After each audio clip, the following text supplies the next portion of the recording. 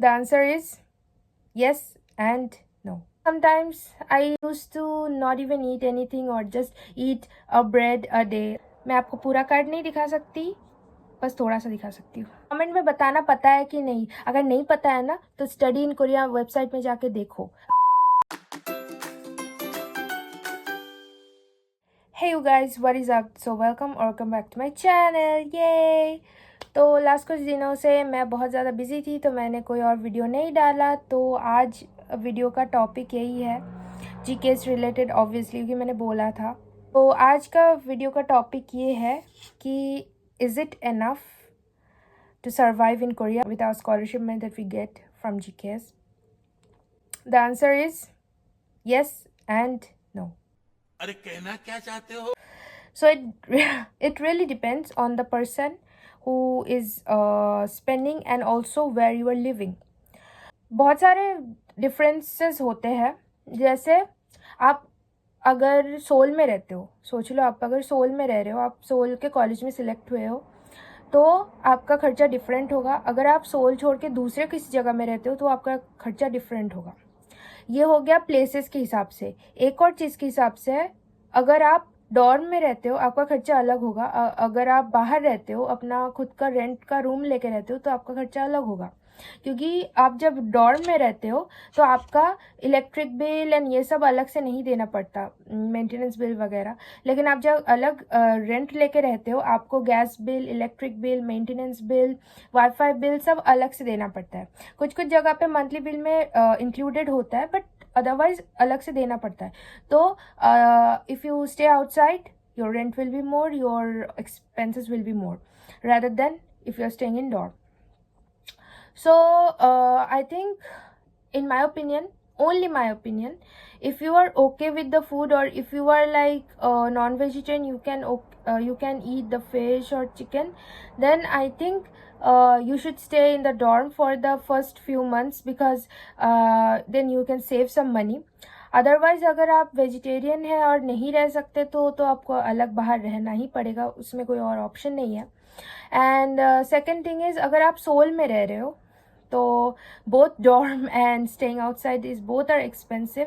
तो किसी बहुत सारी यूनिवर्सिटीज़ में जो जहाँ पे मेरे दोस्त लोग रहते हैं, उनका डॉर्म में किचन है. वेज खाना बनाना चाहते हो बना सकते हो, लेकिन most a lot of dorms there are no kitchen, which is makes it a bit hard for the those who cannot eat non-veg or anything. Like, I cannot eat, obviously I'm Hindu, so I cannot eat the beef and stuff. So yeah, so sometimes I used to not even eat anything or just eat a bread a day, like the cream breads, those kind of thing, and like a little bit of fruits. That's how I spend a lot of days. तो ऐसे चलता है.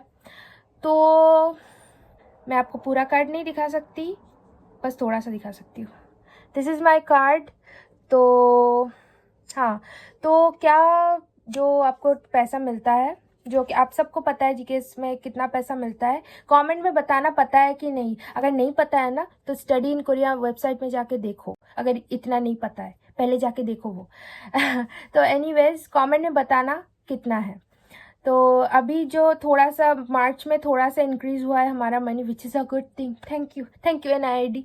तो बहुत ही अच्छा हुआ है, क्योंकि एक्चुअली जो पैसा पहले मिलता था, अभी भी थोड़ा सा ही इंक्रीज़ हुआ है, बट जो भी है, जो भी मिल रहा है अच्छा है. तो इंक्रीज़ हुआ है, which is a good thing.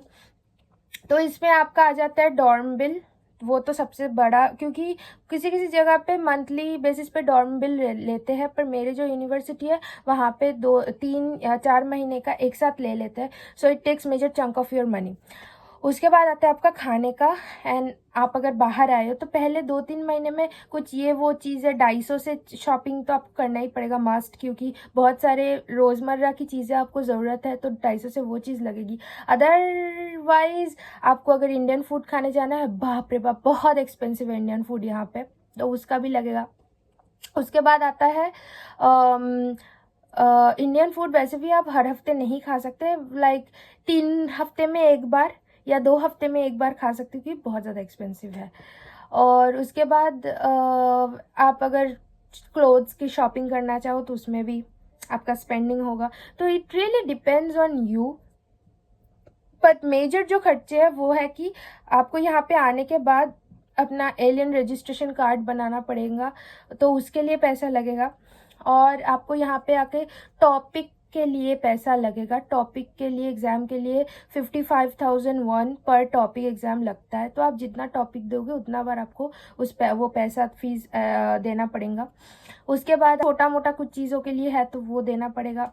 Usually books तो कुछ कुछ यूनिवर्सिटी में ख़रीदना पड़ता है, कुछ कुछ यूनिवर्सिटी में वहाँ मतलब यूनिवर्सिटी से प्रोवाइड करते हैं. मेरी यूनिवर्सिटी हमें प्रोवाइड करती है बुक्स, तो I didn't have two by the Korean books at all अभी तक.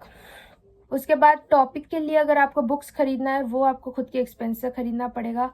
एंड फिर यहाँ तो ब्यूटी ब्रांड्स एंड एवरीथिंग का हब है, तो अगर आप ब्यूटी एंथुसियास्ट हो तो आप बहुत कुछ खरीदोगे. ऑलिव यंग में जाके भर भर के स्किन केयर खरीदोगे, उसमें आपका जाएगा पैसा.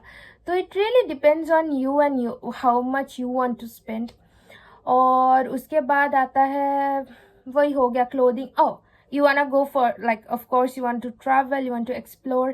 तो जब भी छुट्टी मिलेगा आप घूमने जाओगे, तो उसके लिए यूजुअली ज़्यादा एक्सपेंसिव नहीं है.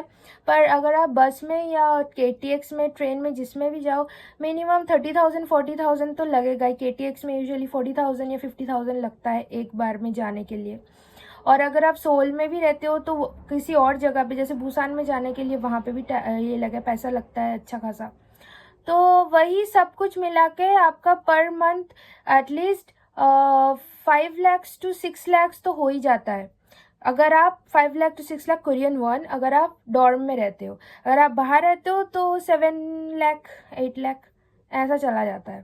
पहले कुछ महीनों में थोड़ा सा ज़्यादा खर्चा होता है ऑब्वियसली. उसके बाद आप अगर थोड़ा थोड़ा करके सेव करना चाहो तो कर सकते हो. उसके बाद अगर आप घर पे पैसा भेजना चाहो तो उसके लिए भी, अगर तो उसके लिए जाएगा. तो यही सब है, तो हो जाता है. It's just enough, the money is enough actually, क्योंकि we are students and for GKs we can not work part time. So yeah, we should know how to spend our money carefully. And yeah, fighting. Okay, bye. Let's meet in next video.